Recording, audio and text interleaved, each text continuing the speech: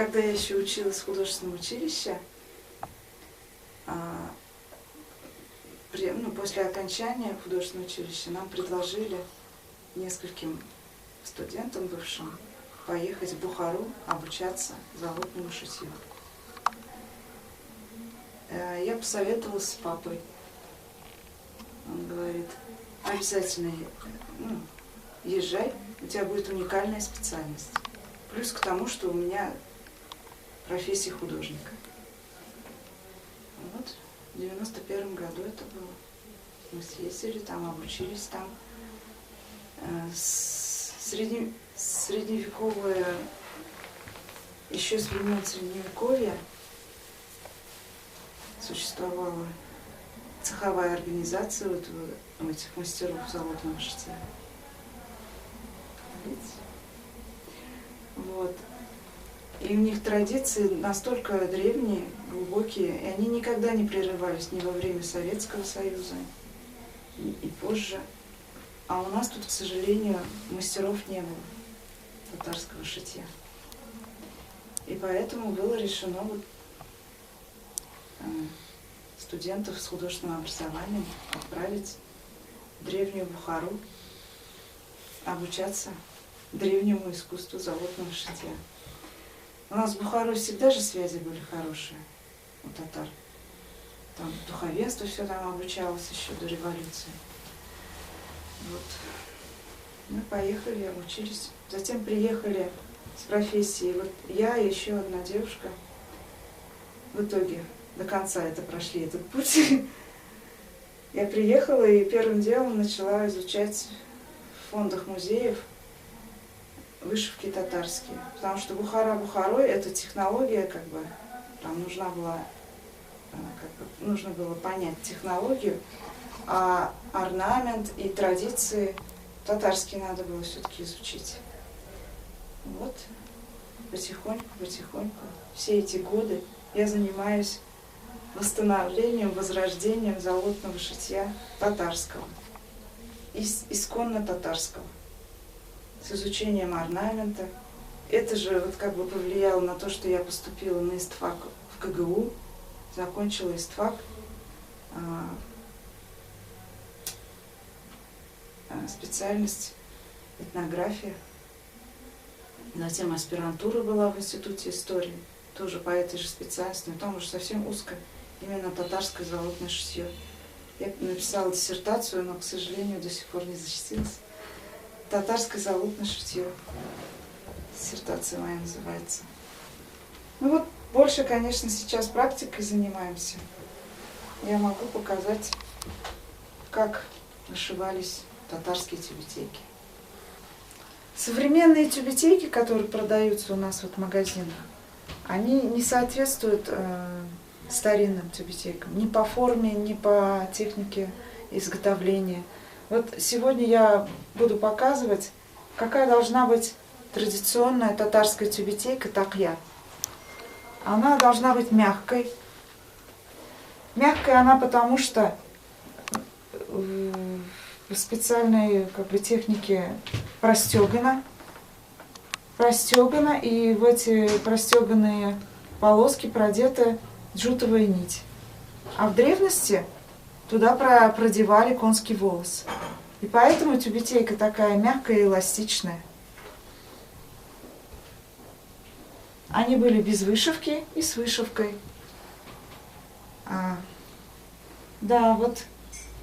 Здесь вышивка канителью, здесь серебряная канитель. А я покажу золотной канителью, как вышивать.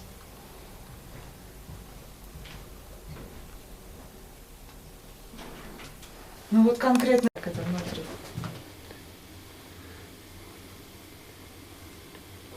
Традиционные стежки татарских тюбетеек я научилась у одной бабушки, Райса апа, по-моему, ее звали. Как раз в то время, когда я приехала из Бухары, нужно было узнать, как сшиваются, как стягаются эти татарские тюбетейки. Она мне показала один раз. А потом уже я сама постигала все тонкости. Это все опыт . Секрет в том, что вот чем тоньше вот эти полосочки, тем как бы аккуратнее получается тюбетейка. Вот музейные тюбетейки, они еще тоньше вот эти полоски. То есть татарки были такие терпеливые, они могли вот сидеть, что эту тюбетейку простягать, надо 2 дня сидеть. Добавляется сюда джутовый шнур. Джут — это из льна сделанная веревочка такая. А в древности, я же уже сказала, сюда продевался конский волос.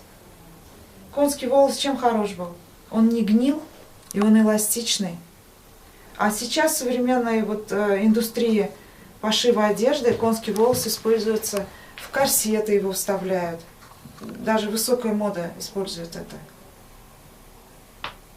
Сейчас я покажу, как вышивать канителью. Казанские татары особенно любили вышивать канителью. Колфаки, тюбетейки. Почему-то у других народов такой любви к канители нет, только вот у казанских татар. Вот мы взяли за образец тюбетейку из Российского этнографического музея в Санкт-Петербурге. Это старинная татарская тюбетейка. Мы ее постараемся повторить, только в другом цвете. Орнамент полностью срисован с образца, со старинного. Для того, чтобы начать вышивать канителью, нужно вырезать сначала выкройку из бархата. Вот у меня своя выкройка, я ее сама разработала, мне ее никто не показывал. Есть выкройки прямые такие, а вот чтобы тюбетейка была конусообразная и вот такая круглая, я сама разработала вот эту выкройку. Старинные тюбетейки мне разобрать никто не дал, то есть я так интуитивно вот изобрела такую выкройку, чтобы тюбетейка была вот такая, полукруглая. Затем вырезается из картона детали орнамента. Эти детали располагаются по выкройке, вот по бархату. Здесь я уже пришила узор и даже начала вышивать уже. Сейчас я покажу, как канителью вышивать можно по картонному трафарету. Это называется гладь-прикреп. Татарчаничан исимим бельмим. Вот татарские, терминология татарская вообще не сохранилась. Это говорит о том, что этот промысел вообще был на нуле. Ну, то есть он практически пропал, исчез. Поэтому мы учились в Бухаре. Но в Бухаре мы учились классическому золотному шитью. Там золотыми нитями, по картону тоже вышивают. Канители они почти не используют. И канителью вышивать я сама научилась, как самоучка, в общем-то. Вот канитель. Поближе можете показать. Канитель в древности она была действительно из золота, либо серебро позолоченное. Это пружинка из драгоценного провода, очень тонкого. Это вот так вот в виде пружины, очень плотной. Сейчас я покажу. Вот она. Если ее потянуть, видно, что это пружина. Но вообще лучше этого не делать, потому что это уже испорченная канитель получается.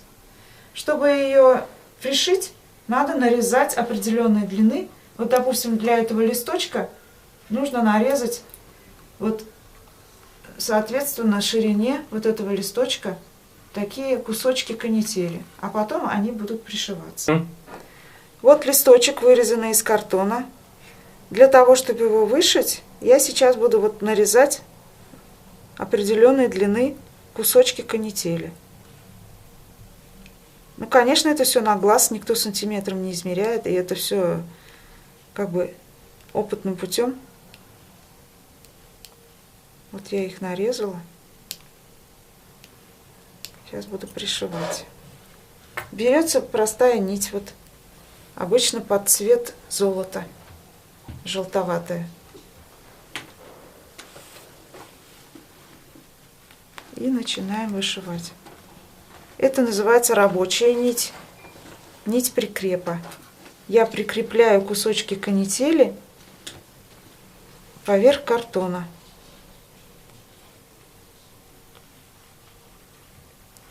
Продеваю в иголку Она полая внутри, канитель.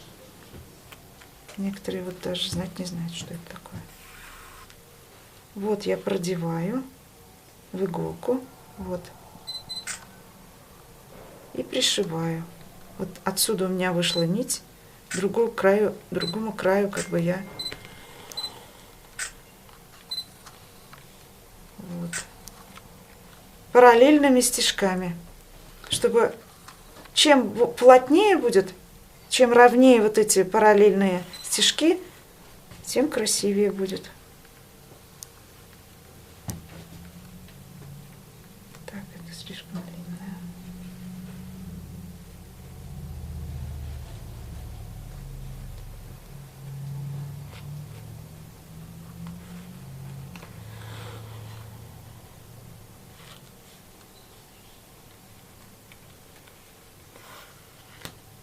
Я вот начала от середины, потому что если с краю начать, может сместиться вот этот угол. А от середины вот сюда и сюда. Уклон может быть и в эту сторону, может быть и в эту сторону. Тут уж сам человек выбирает, как ему удобнее и как красивее будет в итоге. А так как бы нет такого, что вот конкретно именно такой уклон должен быть. Если вообще перпендикулярно, не очень красиво. Надо, чтобы чуть-чуть уклон был. Вот. И желательно, конечно, всегда врияктан вриякка, то есть вот. В данном случае это, конечно, не традиционно, это просто рама, на которую я натянула кнопками очень просто бязь, самую тонкую, которую можно было найти. Эта ткань должна быть легкая, а то она дает толщину. То есть, когда вышивка готова, срезается вот это вместе с этой. И она остается как внизу там, с той стороны. А вообще старинные пяльцы, они очень большие, громоздкие, они вот сборные, разборные. Там чуть-чуть по-другому натягивается ткань. Мне это неудобно, поэтому я вот более современный вариант нашла. Вот взяла просто подрамник деревянный и на него натягиваю. Если шамаиль вышивается, то он сразу уже на свой размер рамы я натягиваю бархат. И прям на этом бархате вышиваю. Уже он не снимается, прям так и остается на этой раме. Ну, Таткульт ресурс-центр. Это они снимали, видите. По мере того, как листочек сужается, более короткие кусочки надо брать. Вот даже если сомневаешься, там, например, вот так берешь и хуепкарисом нашла. Подходит по ширине? Подходит. Ну, от опыта зависит, как бы. И если не отвлекаешься, в общем, вот это 5 дней, наверное, где-то вышивать. Даже этого мало. Неделю. У меня именно вот этот узор очень такой трудный вообще, потому что цветочки мелкие. Это такая кропотливая работа. Я еще сейчас могу показать, как вот это делать. Вот. Это же, видите, без картона. Просто веревочка такая. Жгутик, как это вышивать. Сейчас я вот это закончу. Это вот образец верха тюбетейки крымских татар. К нам приезжала Венера Курмаева вот из Крыма. Девушка, которая занимается вот пропагандой их искусства. И она нам показывала мастер-класс. Вот старинные тюбетейки у них так стягались. И это тут выкройка такая, здесь узенький бортик, там вышивка только на бортике. А верхняя часть у тюбетейки вот такая у них. И они вставляют туда трубочки из бумаги. Ну, видимо, это от бедности. Наверное, так не было, скорее всего, в древности. Потому что это непрактично. Бумага ведь от воды может это испортиться. Вот. И она за счет того, что вот такой вид стежки, она потом вот приобретает конусовидность. Вот эти вот углы вот так вот сжимаются, когда сшиваются, и она получается такая конусовидная. Крымская тюбетейка. Способы переноса рисунка через трафарет. Но я как вот человек, который сам рисует, я прям сразу рисую. Смотрю вот так вот оттуда и и копирую. Но людям, которые рисовать не умеют, им нужно делать трафарет, и его переводят. По-русски вот называется этот способ припорохом. Я вот рисую кусочком мыла или мелом специальным портняжным. Вот эти завиточки, которые я сейчас покажу, как вышивать.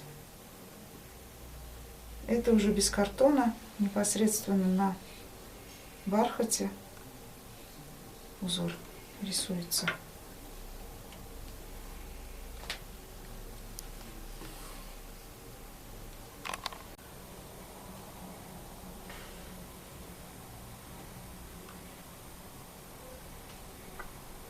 Рассказывать? У меня мама родом с Отницкого района. Раньше это был Арский район. Не доезжая до Отни, Береске деген ауыл бар. Вот недавно там, кстати, мечеть восстановили. Самая древняя каменная мечеть за Казани. Біздің ауылда. Мен әбиім шул ауылдан. Әбиінің ісімін Асия. Асия Курбанғалиева. Девическая фамилия у нее была. Мама Люция. Тоже бәйләді. Менің әбиемнің 5 қызы болған. Бар. Я не знаю, как вот татарский, я буду путаться. Короче, 5 дочерей. Бабушка сама вязала шали. Вот оренбургские шали. Кәжәжіннің. Она вязала середину, а вот кызлары края вязали, вот эти ажурные такие. Вот. Потом она приезжала в Казань и продавала их здесь на базаре. Ну, такая как бы была дополнительная для семьи, какой-то доход был. Все ее дочери умели вязать вот эти шали. Но я маленькая была, в детстве я в деревне росла, до школы. Я, смотрела на своих, одна из моих Апалар, еще была в деревне, она еще школу заканчивала. А так у нас в деревне, в доме, на стенах висели вышивки. От каждой дочери они имя Булягендеп, вот такие вышивки висели. И я тоже, свою первую вышивку, вот там в деревне, моя тоже висела. Әби имя Булягендеп. 8 мартка, короче, я ей там что-то вышила, цветочки какие-то. Вот такое было начало. Әби уже, она не вышивала, конечно, но она ведь вязала. Мама у меня больше, конечно. Первые вышивки я научилась вышивать от мамы. Я мама и рисовать хорошо умеет. И вышивает. Она мне до сих пор помогает. Вот эту скатерть мне мама вышивала по моим рисункам. И на вахтилк. Вот мама вышивает мне. Пока кузыкуре. Маме уже 72 года. Но она все равно, Эшемьёк говорит, чего вот райнды, как бы, шевельляна как-то чем-то.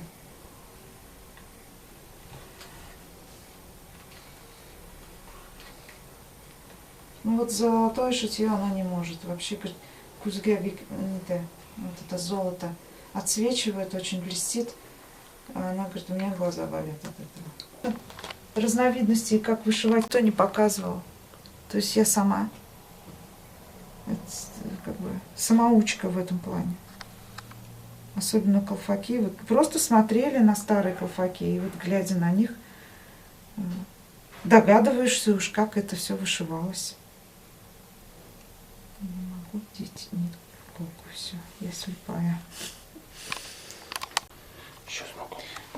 У казанских татар сейчас более растительный, цветочно-растительный. И смыслы, которые закладывались в этот орнамент, сейчас утеряны. А вот наиболее старинные тюбетейки, там есть даже свастика, вихревые розетки. Это все солярные языческие символы. Вот осталось, вот на всех тюбетейках, если вы в музей пойдете, вот будет по краю идти вот такой зигзаг, волна такая. Возможно, это с булгарского еще орнамента перешло. А может быть, это более позднее, но мне кажется, это древнее, это вот оберег. По краю головного убора идет такая волна, она отделяет как бы плохое чтобы как сказать, она преграждает что-то, чтобы плохое как бы не проникло в голову человека, вот типа такого. Ну, это охранный смысл имеет вот этот зигзаг. Оберег какой-то. Вот у чувашей, у мордвы, у них на всех подолах платьев такой тоже узор. То есть это отделяется мир верхний от нижнего. Нижнее это плохое все, там по языческим представлениям. Нижний мир это, ну там, смерть, там все вот как бы. А верхнее это божественное все. Вот у меня нет конкретных источников, откуда я взяла эту информацию, но у меня сложился все из разных источников. То есть вот зигзаг это оберег. И он на всех тюбетейках есть. Вот, даже на самых простых. Это уже более позднее, это начало 20 века тюбетейки. А сейчас я могу найти, вот, кстати, вот в той книге есть они, старые тюбетейки, где есть это, свастика даже.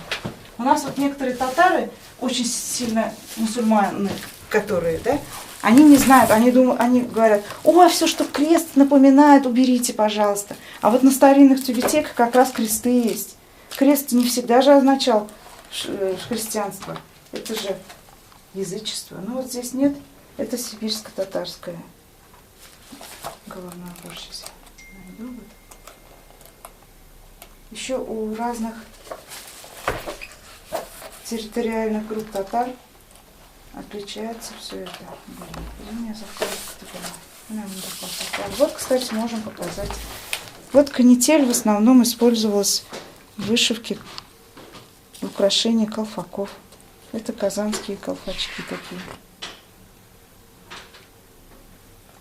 Не отсвечивает?